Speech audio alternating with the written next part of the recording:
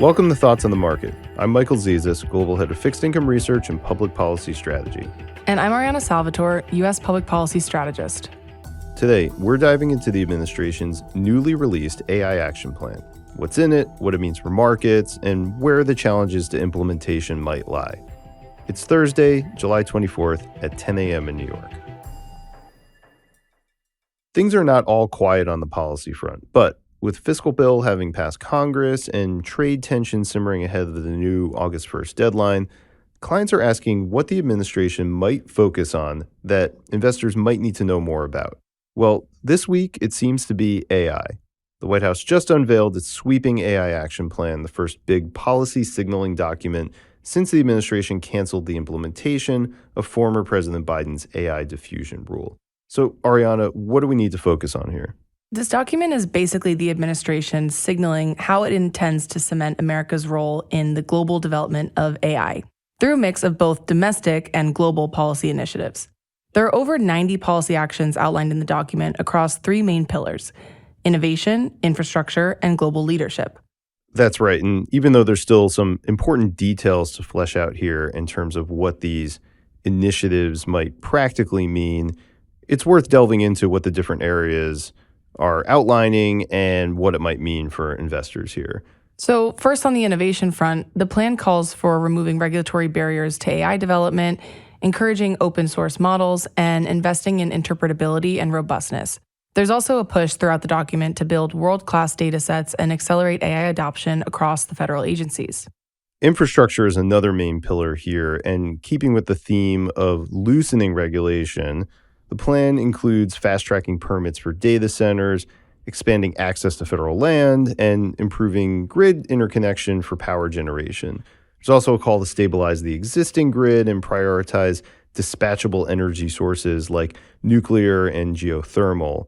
But that's where we may see some of these frictions emerge. As our colleague Stephen Bird has talked about quite a bit, the grid remains a major constraint for power generation. And even with some of these executive orders, the president's ability to control scaling power capacity is somewhat limited. Many of these policy tools to increase energy production to facilitate more data centers will likely have to be addressed by Congress, especially if any of these policy changes are to be more durable. One area where the executive actually does have pretty broad discretion to control is trade policy. And this document focused a lot on the U.S.'s role in the world as we see increasing AI competition on a global scale. So to that point, the third pillar is around global leadership. Specifically, the plan calls for the U.S. to export its full AI stack, hardware, models, standards, to allies while simultaneously tightening export controls on rivals. China is clearly a focal point here, and that's one that is explicitly called out in the document. Right. And so it all seems part of a proposal to form an international AI alliance built on shared values and open trade. And the plan explicitly frames AI leadership as a strategic priority in the multipolar world. It calls for embedding U.S. AI standards in global governance bodies while using export controls and diplomatic tools to limit adversarial influence. But importantly, something we'll have to track here is what exactly are these standards going to be and how that will shape how industry in the U.S. around AI has to behave. Those details are not yet forthcoming.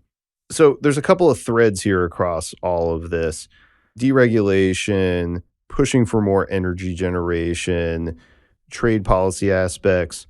Ariana, what do you think it all means for investors? Are there key sectors here that face more constraints or face more tailwinds that investors need to know about? Yeah, so really two key takeaways from this document. First of all, AI policy is a priority for the administration, and we're seeing them pursue efforts to reduce regulatory barriers to data center construction, although those could run into some legal and administrative hurdles. All else equal, reduction in data center build time and cost benefits owners of natural, gas-fired, and nuclear power plants, so you should see a tailwind to the power and utilities sector. Secondly, this document and the messaging from the president makes AI a national security issue. That's why we see differentiated treatment for China versus the rest of the world, which is also reflected in the administration's approach to the broader trade relationship and dovetails well with our expectation for higher tariffs on China at the end of this year versus the global baseline. Right. So if AI becomes a national and economic security issue, which is what this document is signaling, it's one of the reasons you should expect that these tariff increases globally, but with a skew towards China, are probably durable. And it's something that we think is reflected in the sector preferences of our equity strategy team, for example, with some caution around the consumer sector. That's right. So plan to watch as this unfolds.